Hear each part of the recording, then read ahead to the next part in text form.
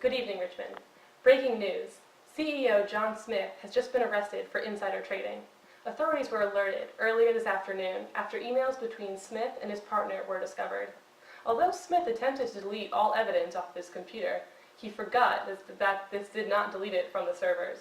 The president of the company was able to obtain the emails through the computer email policy, which Smith was informed of upon his hiring.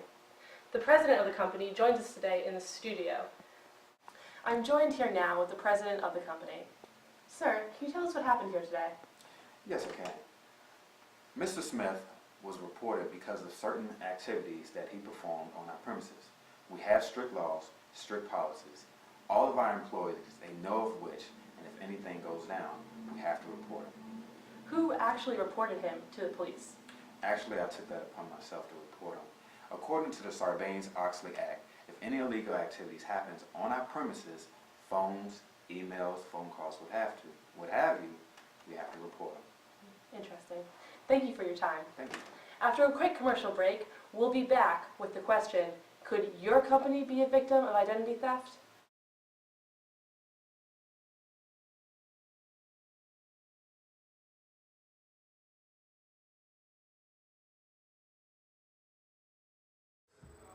Thanks to a breakthrough in technology, we are able to bring to you the Quick Start Pro Deluxe Genius.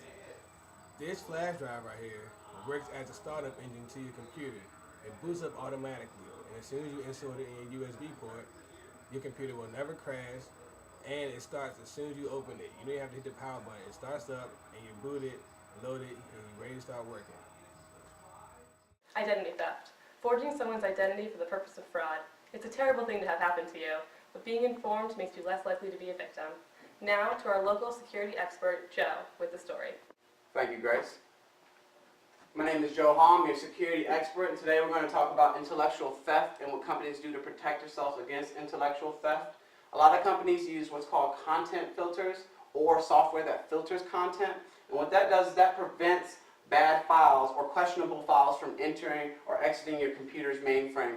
Files like emails, suspicious files, or files with sensitive information are run through the content filter and to make sure that things like that don't escape or enter your network. What a lot of companies also use is firewalls. And what firewalls do is it takes information from networks coming in and information from networks going out. And what it does is it checks all that in there, makes sure that the markers are right. If that information is correct, your computer gets it, your company gets it. If it's not correct, it never gets through and it never goes through. And it also protects you from sending your stuff out also, so when you send something to a company, you're not sending maybe something that you don't want to send or you want to protect yourself with information like that. So that's what a firewall does for that. And these are the things you want to do when protecting your company from intellectual theft.